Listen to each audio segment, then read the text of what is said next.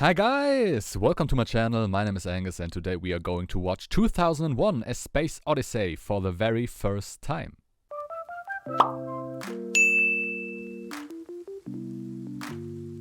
So, 2001 A Space Odyssey.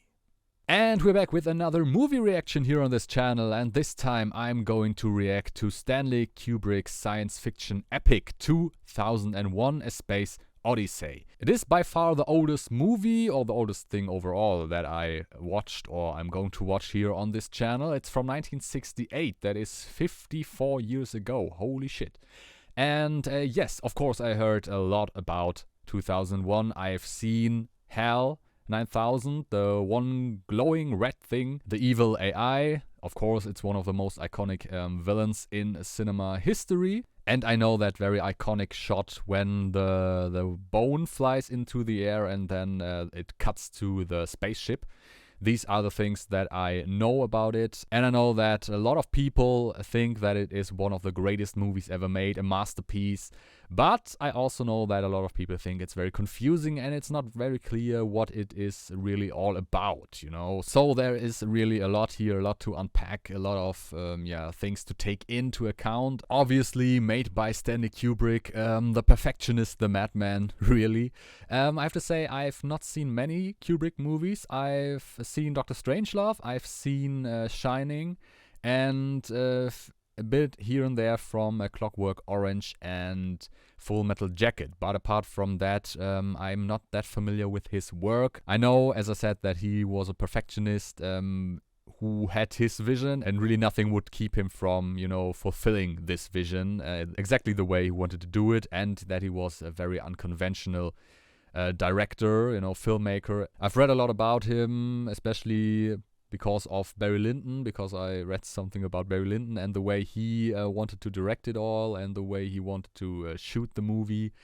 And yeah, Kubrick is definitely a special character, a special director. And therefore I am very interested in seeing 2001, you know, because on one side people really like this movie, really think that it is a masterpiece, and on the other hand, yeah, Kubrick is a special case here. So yeah, I'm not really sure what awaits me. It could be anything, really, you know, in terms of will I like it, will I not like it. But I think it is really a movie that you just have to see if you want the whole story of cinema history, and therefore I'm going to watch it. Yeah, and let's see what is going on there. And I would say let's not waste any more time and let's just jump right into the movie. Have fun.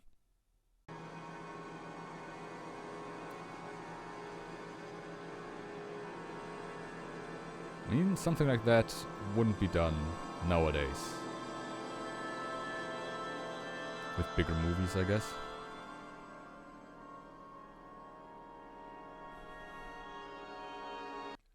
Or maybe my version is just broken, the one that I have here. I hope not. Well. Should I be worried? But I'm not going to skip. Oh, yes. Also sprach Zarathustra. That's also a thing I know, that it is very connected to this movie, really. But I mean, just right away you see that is the way it is done, it's certainly different from later movies, or movies in general. Now, you know, the pace is extremely slow. You don't have much going on, really. And that is just something that that's not conventional, really. Ooh.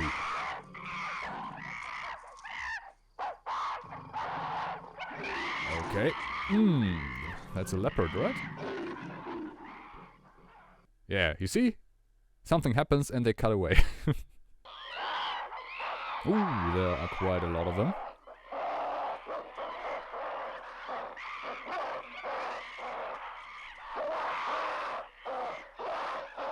So, are we going to see a big fight here going on? You know, to encompass what humanity really is all about before we go into space, to the civilized world.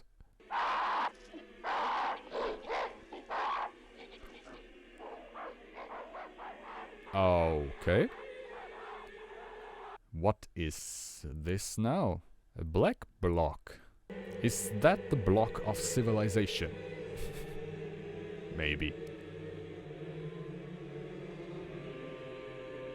I mean, it does not look like it's doing anything, really. So, could be anything.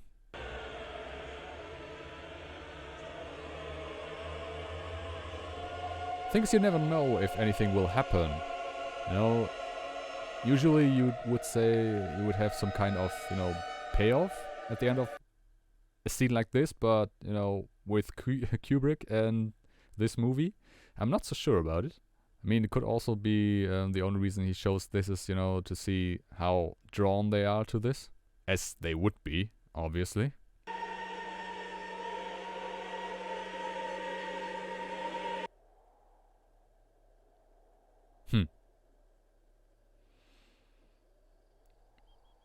Was that the dawn of man? The big black block? Who knows?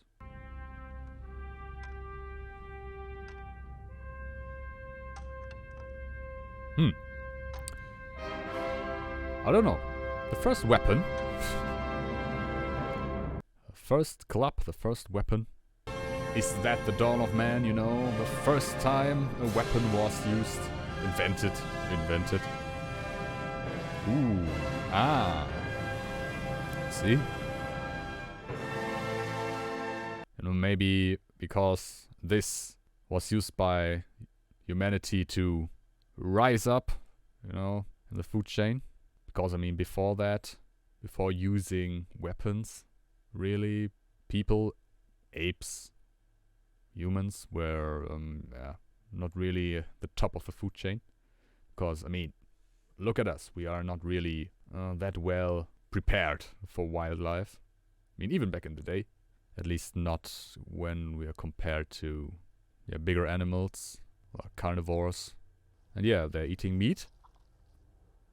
Which apparently led to apes develop larger, bigger brains. Therefore, you know, etc., etc. Giving us more advantages. And now we're here. And watching videos. Okay. Who's going to get hit first? Ooh, there it is, yep.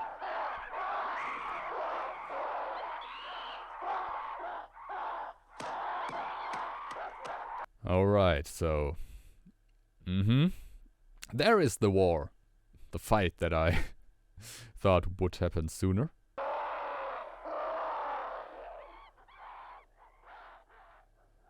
Oh, and there goes the bone, there goes the bone.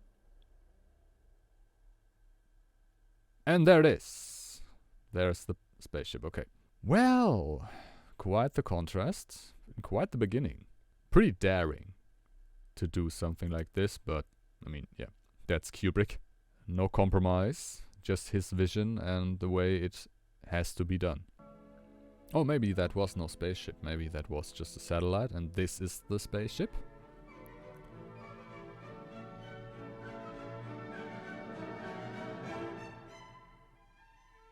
Or maybe no spaceship, space station.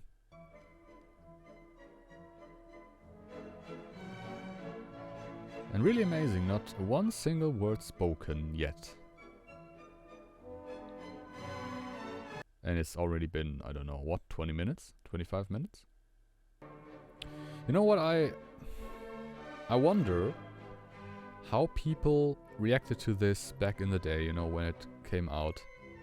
Because, of course, nowadays it's considered really a masterpiece, one of the great movies ever made, but... You know, how did people react to this when they went to the cinema?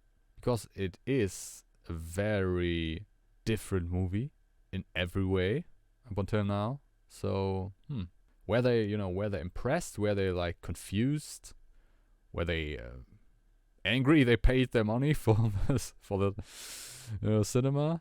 Welcome to voice print identification. When you see the red light go on, would you please state in the following order: your destination, your nationality, and your full name. Surname first, Christian name and initial. Yes, that is exactly the future. But it's always amazing to see, you know, how people envisioned the future to be, especially back in the day. You know, that was 1968, and it envisions 2001. And that is not exactly how 2001 is, but it's always interesting to see. Dr. Floyd, I hope you don't think I'm being too inquisitive, but perhaps you can clear up the great big mystery about what has been going on up there. Okay, Afraid I don't know so what you mean. he's going to a different place soon. Okay. Clavis, is this another space station, maybe? You phone the base, all you can get is a recording which repeats that the phone lines are temporarily out of order. Uh-huh. Well, that does not sound good. We learned that from several science fiction movies. I mean, you haven't been able to contact anyone for the past 10 days. That's right. Mm-hmm. Oh, I see. Well, there's another thing, Haywood. Well, that's nice that he doesn't know about this. Okay, and he is supposed to go there alone? Hope not. Wouldn't be that smart, to be quite honest. Quite frankly, we have had some very reliable intelligence reports that quite a serious epidemic has broken out at Clavis. Uh-huh. Something apparently of an unknown origin. Okay, interesting. What are they doing that they could, you know, infect themselves with something? But I mean, yeah, he is a doctor, therefore it wouldn't be very surprising. Mm-hmm, okay. So, it seems that this Clavius is another space station, and he is supposed to go there. He's a doctor, and there's supposed to be a pandemic there. Or it is not really a station, it is a planet, or a station on a planet. Oh no, it's not a pandemic, it's an epidemic. Don't know why I think about a pandemic here. But all in all, it doesn't sound too good, you know. I wouldn't want to be there, but it seems that he knows what he's getting into. Mostly.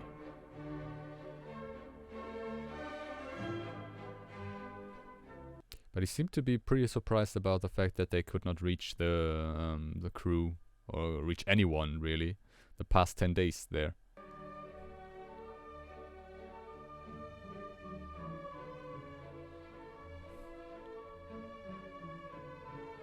Or is Clavius, is that, you know, space station on the moon? Because they are showing the moon quite a lot. Alright, okay. So they are definitely on this planet. No matter if it's the moon or not.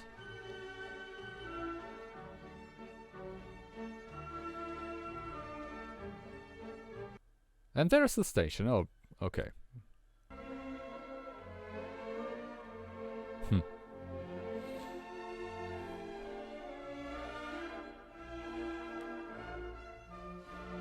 At least it looks like they got the permission to land. That is more than the other got, as far as we know. Or maybe this is not the station they are talking about, but they are going to this station to go to the other station. Ah, we don't know. We don't have enough information here.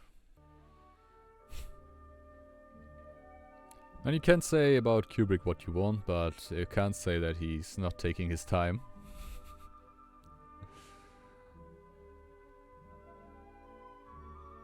But I mean, it probably took a lot of time to create all this, you know, with practical effects and stuff, and miniatures. Therefore, nothing wrong with, you know, showing what you got. Distinguished friend and colleague from the National Council of Astronautics, Dr. Haywood Floyd. Now, Dr. Floyd has come up specially to Clavius to be with us today. Okay, that is Clavius, okay. Well, it does not... Nothing seems to be wrong here. At first sight. I know there have been some conflicting views held by some of you regarding the need for complete security in this matter. More specifically, your opposition to the cover story. Created to give the impression there's an epidemic at the base. Okay, so that is just, you know, security stuff. Okay. Misleading. Because of what? Now, I'm sure you're all Come on, aware of tell the us. extremely grave potential for cultural shock and social disorientation contained in this present situation. The purpose of my visit here is to gather additional facts and opinions on the situation. On what situation? Come on. Oh, yes. As some of you already know, the Council has requested that formal security oaths be obtained in writing from everyone who has any knowledge of this event. So, something was discovered, and they have to keep it a secret until time is right, apparently. But what? What did they find out? What did they discover? I mean, he spoke about cultural shock. So is it about, I don't know, about humanity? Maybe it has something to do with that big black block we saw in the beginning. They look pretty good. Well, they're getting better at it all the time. You know, that was an excellent speech you gave us, Haywood. It certainly was. I'm sure it beefed up morale a hell of a lot. Thanks, Ralph. Yeah, I mean, it was not really anything, you know? I mean, wouldn't boost my morale if I were part of that, but okay. Not even a big nickel iron meteorite could produce a field as intense as this. So we decided to have a look. We thought it might be the upper part of some buried structure, so we excavated out on all sides. but Oh, unfortunately, we okay, didn't so, find anything else. you know, alien existence is possible, it seems. A buried structure, yeah, okay. So that would mean, you know, some kind of life force, a life form that lived there before. And that, of course, would be very, dramatic. Now I can understand it.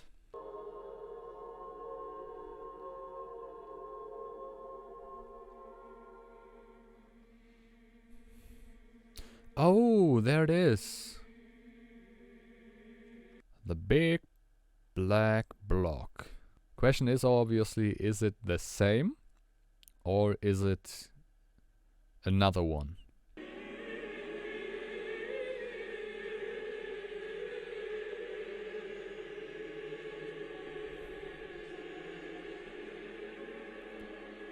Well, it certainly is nothing that nature produces, I'd say. No, not in that perfect shape. And therefore, it is really plausible that it is some kind of artifact of an alien life form.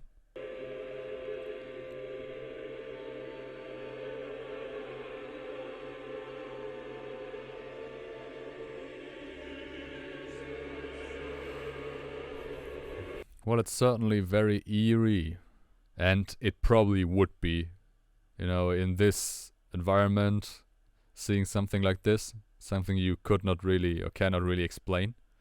And once again, people are drawn to it.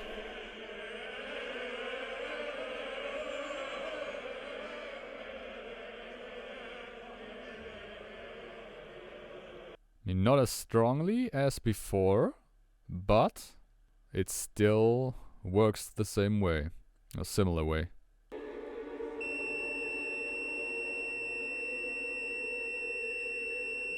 Okay. What is it doing?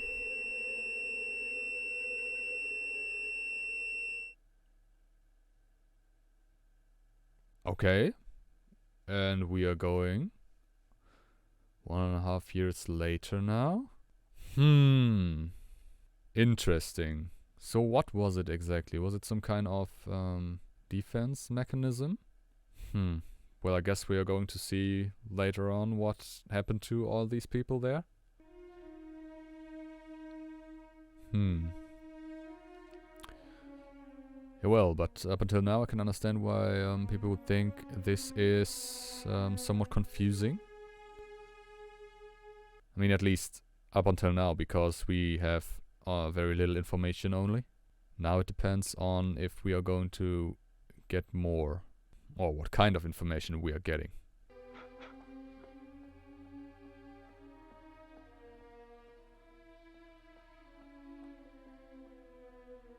But how did they do that?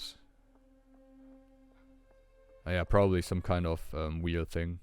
Makes the most sense. That's why he's only making the small steps. Well, can say what you want, but these are some very nice ideas that Kubrick had. Oh, and there he is. It is Hell. Hell 9000. As my father told me, it's called Hell because, you know, IBM. These are the letters that come before IBM. The crew of Discovery 1 consists of 5 men and one of the latest generation of the HAL 9000 computers. We spoke with Mission Commander Dr. David Bowman and his deputy, Dr. Frank Poole. Well, good afternoon, gentlemen. Look, me on the telly, Mom. Hal, you have an enormous responsibility on this mission. In many ways, perhaps the greatest responsibility of any single mission element. You are the brain and central nervous system of the ship, and your responsibilities include watching over the men in hibernation. Ooh, that is of course a problem.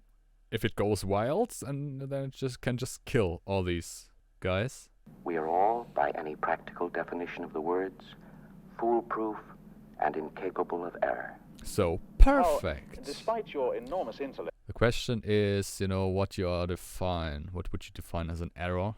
You know, the thing is, we've seen it in several different science fiction movies before, you know. The question is the goal that these people have the same goal that the computer, the AI, has, you know? But as to whether or not he has real feelings is something I don't think anyone can truthfully answer. Well, I mean, the question is, would you want that, really? You know, to have the possibility to upset a computer or an AI that is capable of basically killing you without many or much problems? Rook to King 1. I'm sorry, Frank. I think you missed it. Queen to Bishop 3. Bishop takes Queen. Knight takes Bishop. Mate. Yep. Of course, but well, I guess back in the day they did not have they did not really think that it would be possible for a computer to, you know, beat a grandmaster in chess. Of course, nowadays it's no question. Can't beat a computer. Best you can hope for is a draw, at least against the strongest. I know I've never completely freed myself of the suspicion that there are some extremely odd things about this mission. Ooh, okay. I'm sure you'll agree there's some truth in what I say. Very conscious, this AI, I have to say. Although, the question is, you know, if it is really conscious or programmed this way. The way all our preparations were kept under such tight security. And the melodramatic touch of putting Doctors Hunter, Kimball, and Kaminsky aboard, already in hibernation after 4 months of separate training on their own. Yeah, the question is, what is their mission really? Is their mission to get the big black block, the obelisk? No, it's not an obelisk. Or is it to rescue the people there? I've just picked up a fault in the AE-35 unit. It's going to go 100% failure within 72 hours. What? It's still within operational limits right now. Yes, and it will stay that way until it fails. Well, that is great, isn't it? So, if they are going to lose their, communication system, that would be, of course, a big problem. You know, nobody can help you, nobody knows what's going on exactly. You can't tell anyone.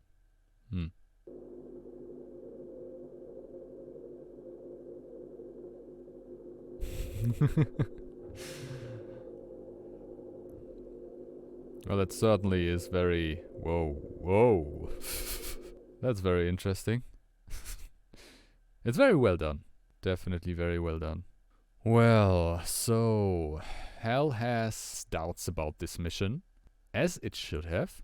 Question is, of course, what will lead to, the hostility of Hal. Maybe because he wants to protect them, or protect itself from whatever is there.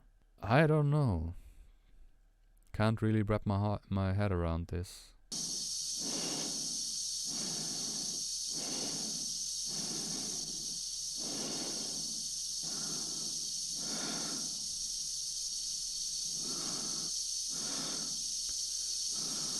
Certainly feels very claustrophobic, just because of the breathing. It's very unsettling, to be quite honest. And I guess that is exactly what Kubrick wanted.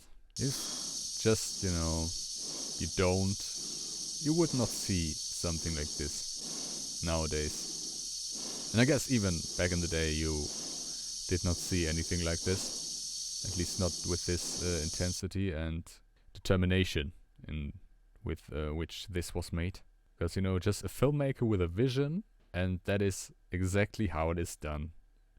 I don't care if people like it or not. I'm just doing it. And then, yeah, you can see if you get it or not.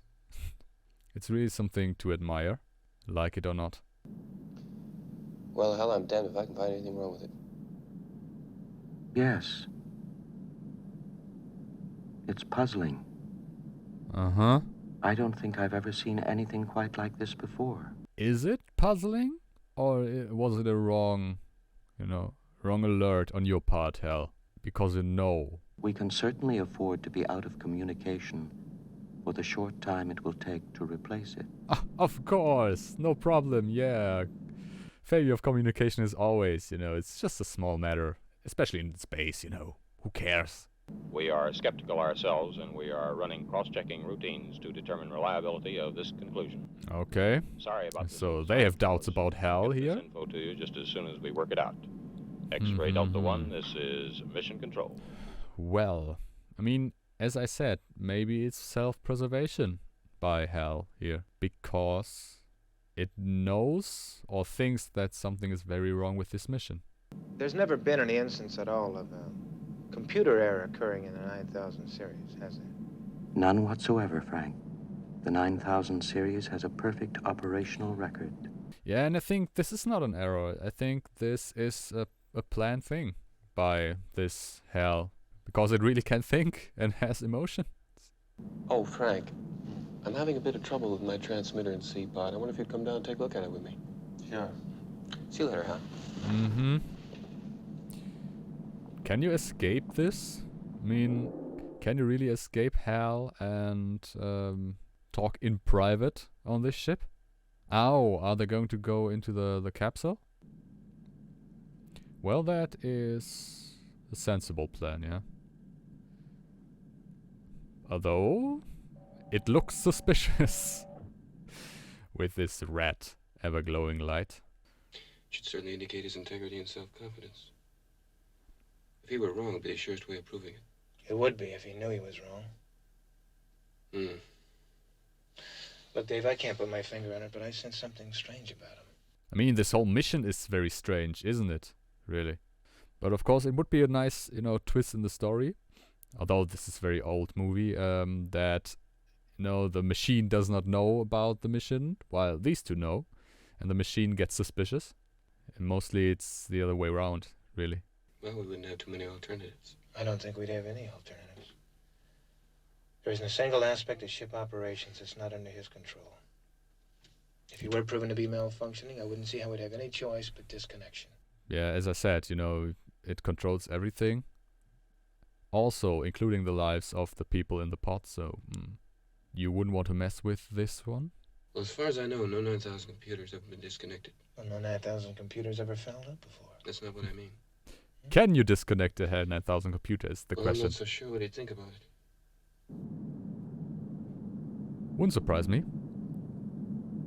And yes, that is what I thought about. Lip reading, if it's just a supercomputer, it can do this probably. So I thought, they would rotate the capsule so they can't be seen.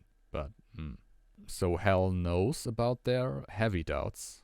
And mistrust is never good. And here we go again with the intermission. Black screen, nothing happens. Well, why not? But I mean, what is the meaning of these sequences? The first sequence and this sequence now. Is that some kind of tribute to something? Or, is it just Kubrick being very extra? I don't know. I can't put my finger on it. Or maybe it's just a toilet break scene. For everyone in the cinema. Well, it's a long movie, man. We have to put a break in there. Alright, and we are breathing again.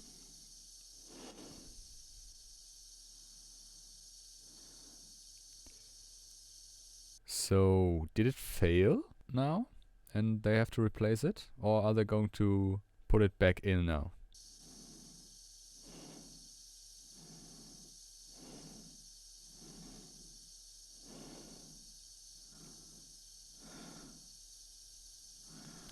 Is that supposed to happen? That this thing turns? Oh. Well, I guess not. Whoa. What the fuck? Oh, yes, his cord was cut. Well, that does not look good for him. That looks rather hopeless. Okay, so that was the first strike by Hal. Do you have a positive track on it? Yes, I have a good track. Do you know what happened? I'm sorry, Dave. I don't have enough information. Open the pod door. No idea. I did nothing. Huh.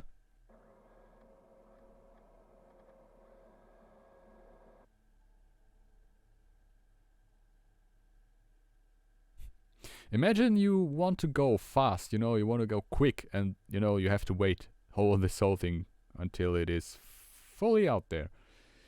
Ah. Must be very nerve-wracking.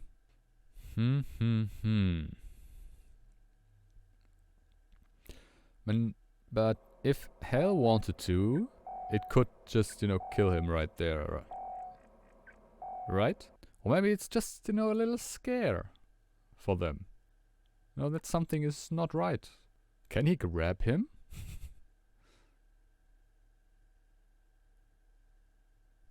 Ah yeah, it seems he can.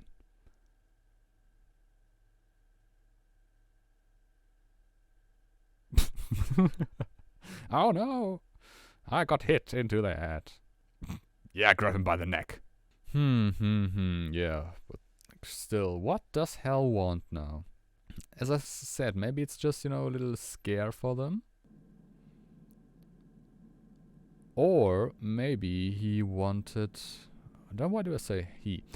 It wanted them to go away from the ship, both of them, and now he can do... It can do something. Something bad. With the people in the pods. Guess we are going to have, yeah, 3 dead people. Very soon.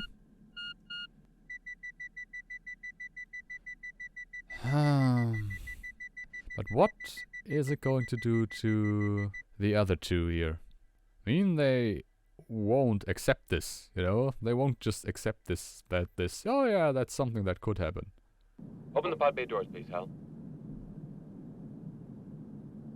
Nah.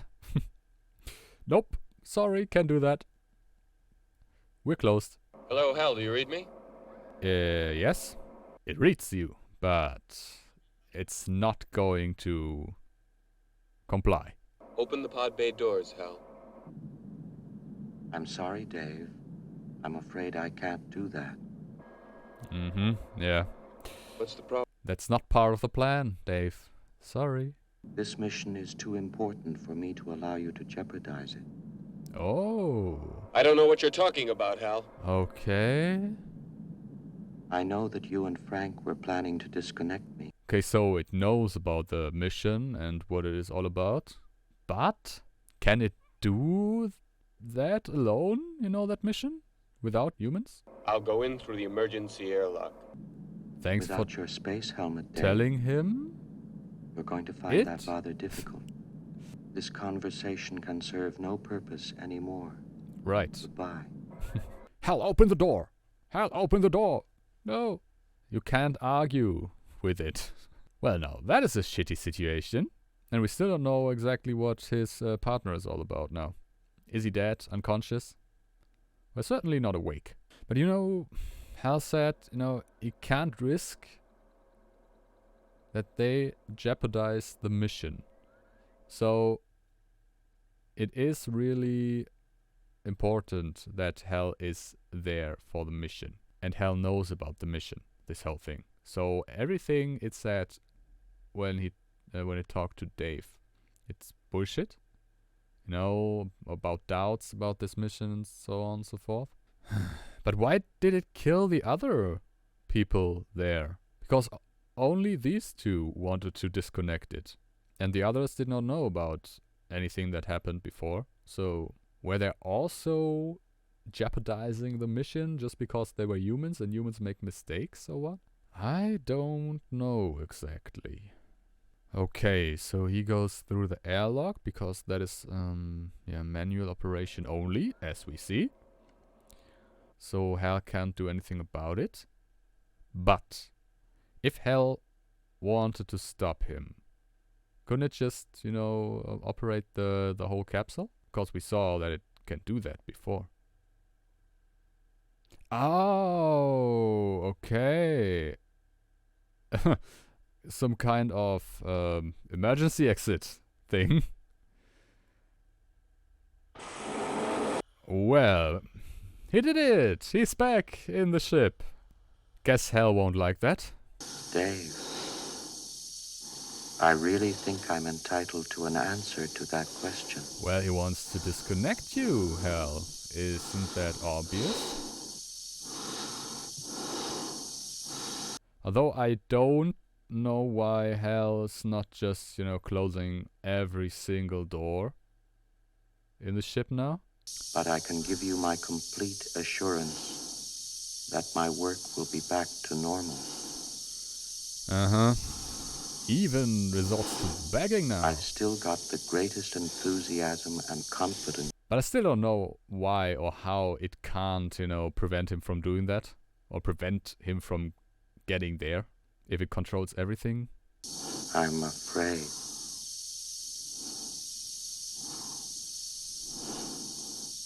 I'm afraid. That's normal. You know, in face of death. Daisy.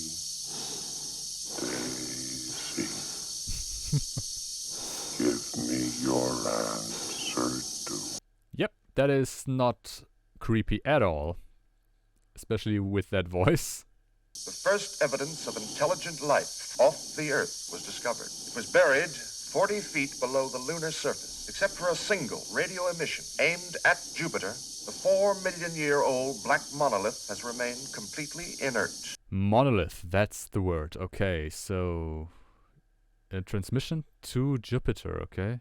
So is Dave going to Jupiter now? I mean, probably. I mean, what else can he do? But still, why did Hal kill them? You know, why did Hal kill all of these? It certainly is not part of the mission, as we've heard. Maybe because it was corrupted by the black monolith? Who knows, you know? Because it did not want it to be found? Oh, something like that.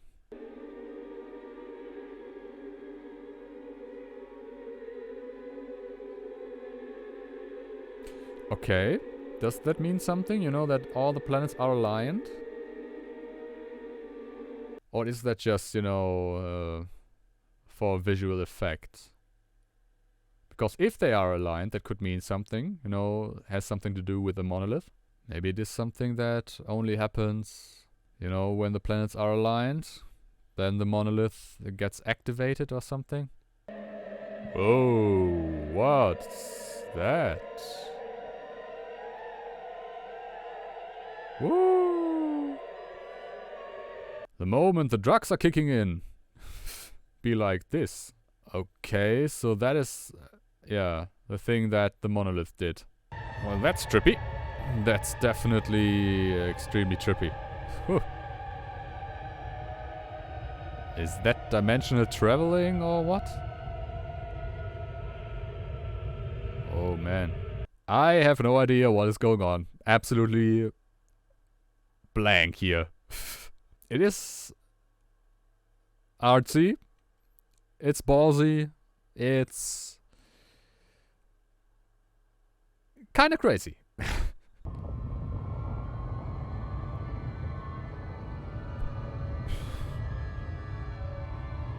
Is that an embryo? I don't know. I don't know what I'm looking at, really. I have absolutely zero idea. All I know is that it looks very trippy. Well, only thing I know is that this sequence belongs in the Doctor Strange movie. That is all I can say. It wouldn't surprise me if the makers of the first Doctor Strange movie took some inspiration from this scene, this movie. Because my god, it is trippy. Ooh. George! Some filters, here. Here you have. You see that? Filters. I need everything you have. Holy shit. I mean, I knew Kubrick was special, but I mean, that is a different level, really. It's supposed to be some kind of, you know, cosmic horror thing? Something you know you can't really explain, and therefore this. And of course the question, is it going to end? And I thought, you know, the beginning and the middle part with intermission were strange. Well, the strangest parts about of this, but nope, I was wrong.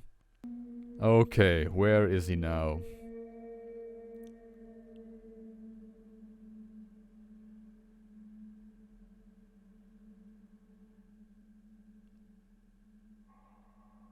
Okay. That is not exactly what I expected, to be quite honest. Not this environment. Definitely not. And you are? Oh, you're him. Well, that makes things less clear. Okay, and he's aged? Okay. He's aged. The capsule's gone. The other... It was... Of course. Oh, and there is someone. Let me guess, it's you. Even older you. Yep, that is him. That's an even older him. Why though? Ah, no. Don't bother. Don't bother standing up. Don't bother explaining anything to us. We don't need you. Old Dave. Or is the other one gone now? Once again.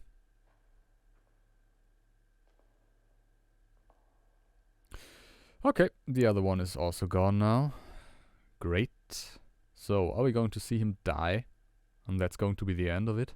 I mean, is that really happening? Probably not. It's all in his subconscious or conscience. Who knows? I don't. Of that I'm sure. And there's him, close to dying. That escalated very quickly.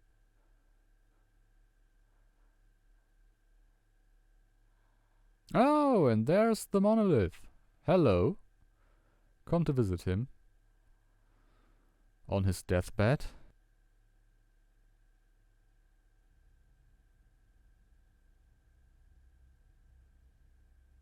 Okay. Well, that is definitely an embryo. But why? Is he reborn now?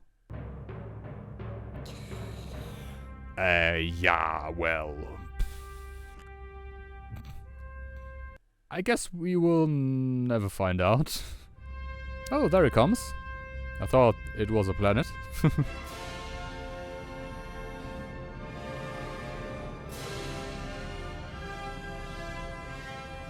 Well, one thing's for sure, that is one freaky baby. But what does it mean?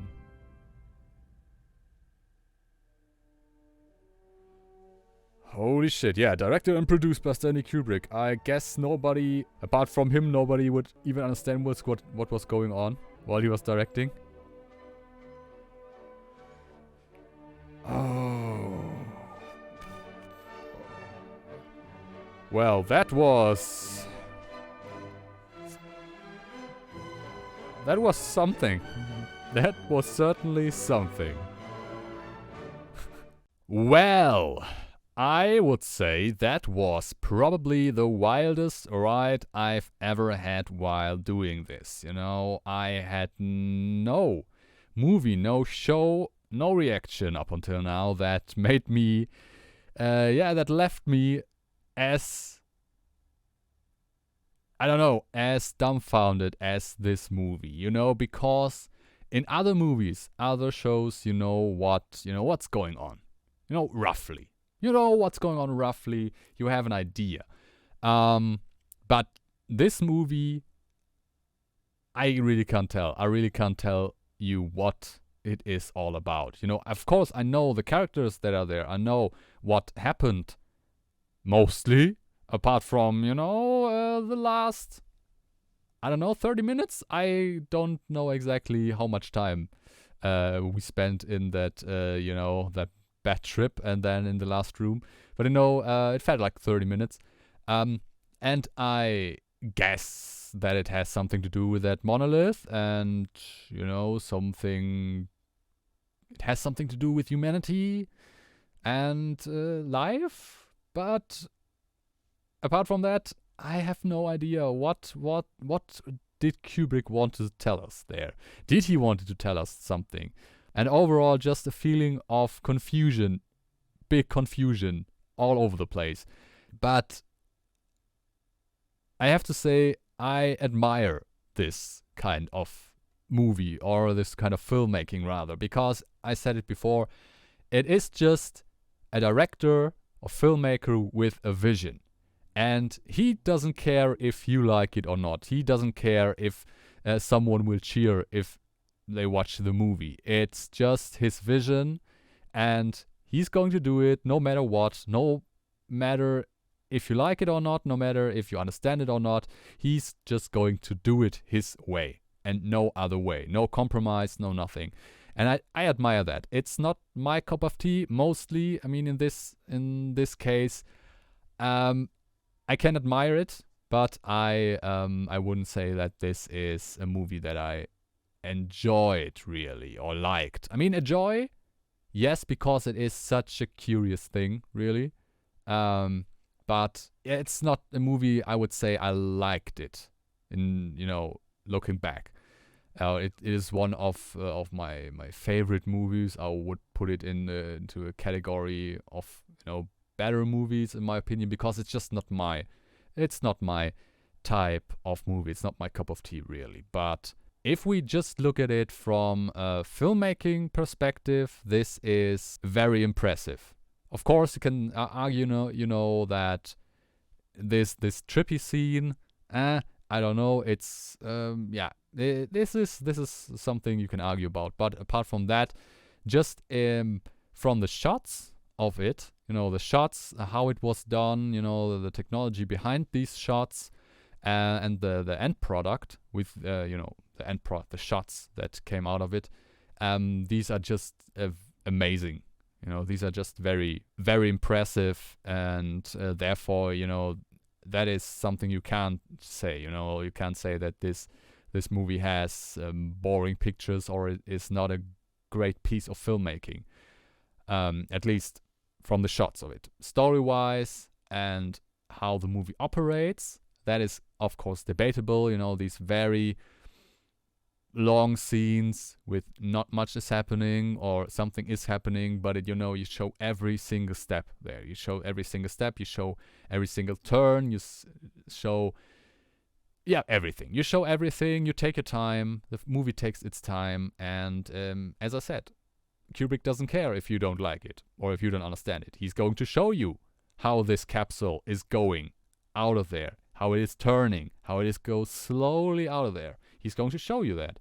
And that is, that is just what we have to accept here. We might not like it, but that's how Kubrick did it. And yeah, I said it, probably the wildest ride I have had while doing this, but I would say there is not much that can equal that. You know, this kind of experience, because that is what it is. This movie is an experience. And therefore I don't know. It's hard to say, you know, if this even counts as a movie. Of course, technically it is a movie, but, you know, if you rate it, if it's more the experience you rate than the movie itself. Because in itself, I would say the movie is from my point of view and for my liking, is not that good. You know? I'm not talking about the shots. I'm talking about, you know, the way the story operates, the way it is made, you know, with long scenes, not much happening. But as an experience, it is certainly worthwhile. It is worth watching. It is definitely something to behold, and I wouldn't say it was. It's not enjoyable. It is an enjoyable experience. That is what I want to say, and therefore, yeah, I'm glad that I watched the movie. I don't want to tell anyone if it's a masterpiece or not. I would say it is more than only a movie, you know, as I said, an experience. And yeah, it is epic. Yes, that was my reaction to 2001 A Space Odyssey. I hope you liked it, of course. If you liked it, give me a thumbs up, you know, comment, subscribe, all the good stuff. Also, if you like, follow me on Twitter. Link is in the description. And yeah, apart from that, I can only say have a nice day, stay safe, and I see you in the next video.